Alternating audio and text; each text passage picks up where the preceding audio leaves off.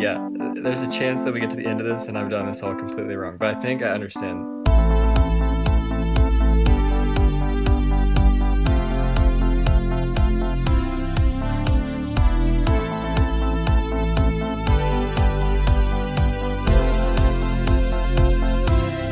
Hey guys, welcome back to the Sipcast. It's Wednesday.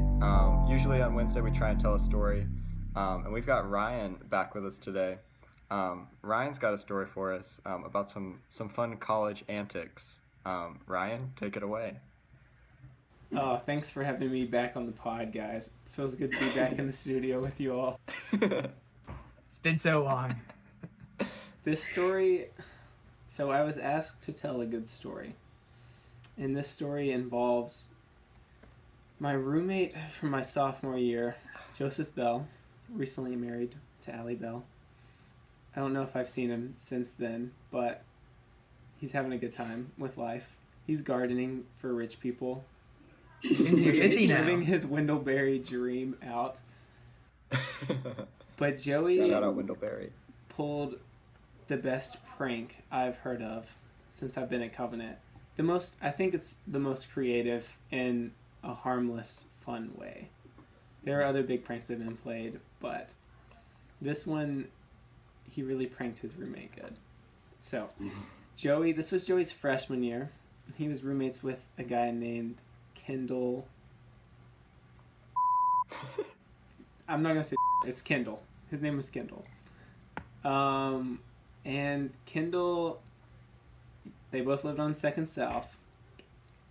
And you know how Carter Hall is. It's a very old building.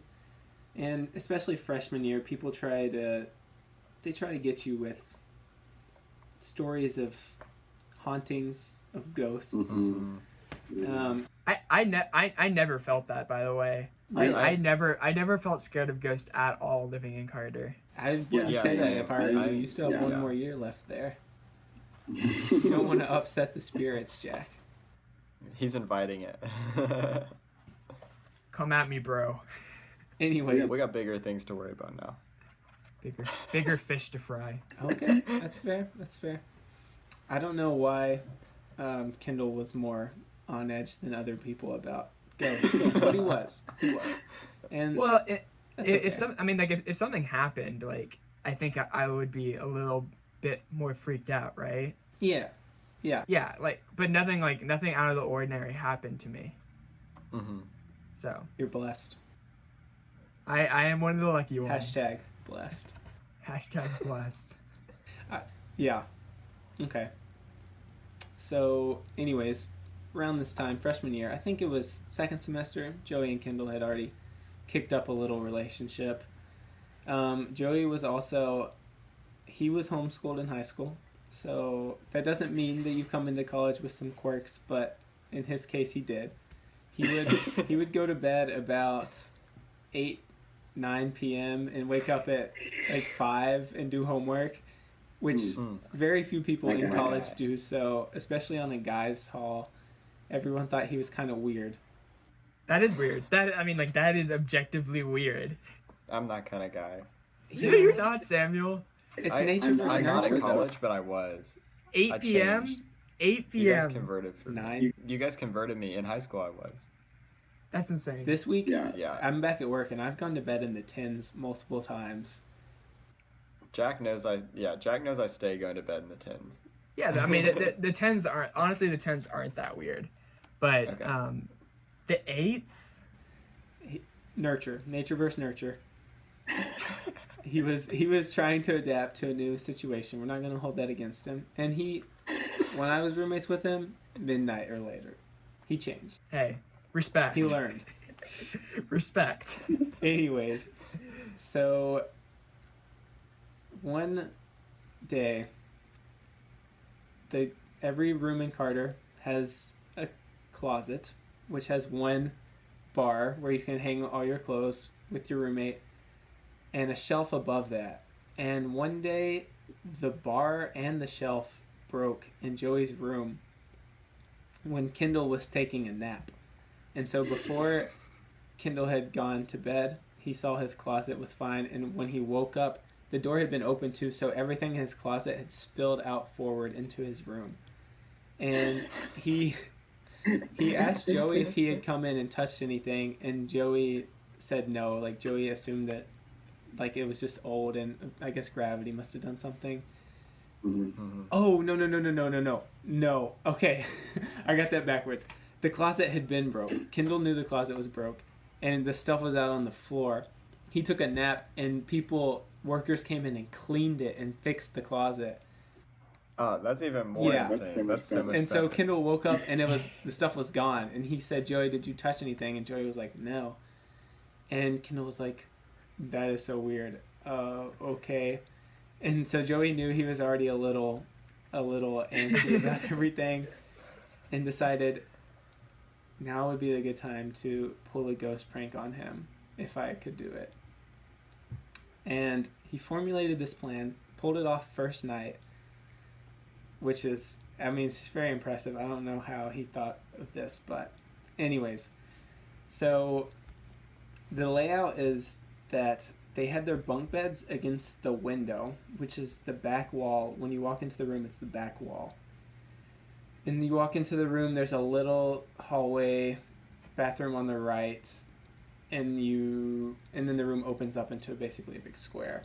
And so the back wall has his beds, and the front of that square has a big body-length mirror, I guess for them to check out how they're looking before they go out to seize the day. And they also had Jack, what are those things called that you put records on and play? Is that Record record player? player? I was thinking like a phonograph, like the first Things sound that you put version. records on and play. They had a record player. And oh man, I didn't have time to go over the details before. Do you guys remember the song? No. Was he playing like a creepy song? Was Joey playing a creepy song? Oh, okay, I got it. Bee Gees Staying Alive. Joey decides that he's going to put Staying Alive on their record player. And he's going to crank it full volume. He's going to slow the speed down to maximum so it draws out the song. And he's just gonna like blast it in the middle of the night, stand in front of this full-length mirror and just stare into it while the song's going, and then he's gonna turn off real quick and hop back into bed. This is the plan. And so he sets an alarm. Kendall's a heavy sleeper. He sets an alarm. I can tell because he slept through the people cleaning up his closet. Yeah. Good catch there. He set an alarm for 3 a.m. quietly. He wakes up and he decides he wants to add an extra nuance to it. So for our female viewers back home, cover your eyes because Joey strips down butt naked. Let's cut to a clip. Cover your ears. Nobody wants to hear that. He's naked. He's standing in front of the mirror. He gets this very serious look and lets his arms hang a little outside from his side. And he's like, I hope this is a good part of the song. And he presses the play. He says it blasts. He's surprised that it didn't wake like the whole hall up. But he said it was at the perfect part of the song to where he hit play. He's staring into this mirror, like his mouth dropped, looking at his reflection. And it goes, ha, ha, ha, ha, staying alive. Like, right, it started right there. And Kendall wakes up, looks at Joey, who's naked, looking at himself, no expression on his face. The song about staying alive. And he's like, Joey, dude, are you okay, Joey? Joey, like his voice is pretty high pitched. And he's like, Joey, you okay? And Joey lets it run for like 10 more seconds, doesn't react, ends up, he hits stop, he sprints back into bed. He's on the top bunk and he jumps up to the top bunk and covers himself up. And he says he was stifling laughter. He has his face in his pillow, but like could not give it away. And So the next day, Kendall's freaked out, and Joey had already told people he was going to do it, but Kendall was talking to people on the hall and he was like, the craziest thing happened last night, and telling them, and they were all coming to Joey, and like Joey was laughing about it with them. And Joey tried to dodge him all day because he didn't want to talk about it. He wanted it to sit as long as he could because Joey knew that if he got asked about it, he would break. And eventually, it was either the next day or like dinner it was dinner the next day or like lunch the day after. It rode out for a while. But they sat down at the Great Hall together. Okay, no, it was the next day because Kendall was like, hey, Joey, did you have any weird dreams last night? And Joey goes, actually, there was this one thing. And then he just started laughing and told him about it. And so Joey had his roommate on edge, scared him about ghosts, with a classic prank. The Bee Gees on the record player slowed down. It was very, very thought out. That's a great story. That's a great For story. a guy that was like going to bed at 9 and like getting up at 5 to do homework, like kind of weirdo, but he went for it. Full send, man. Full send. That's how you do it. Yeah. All right, Ryan. I have a question. All right. Can we have you back? Can we have you back on tomorrow? Because I have a story I want to talk. And it has to do with you. And I want you to be there for when I tell the story. Oh yeah, dude. I'll come in tomorrow. I'm free most days after 3. Thank you. So we'll leave the studio, and then you'll be back tomorrow. Sound good? All right. See you boys then.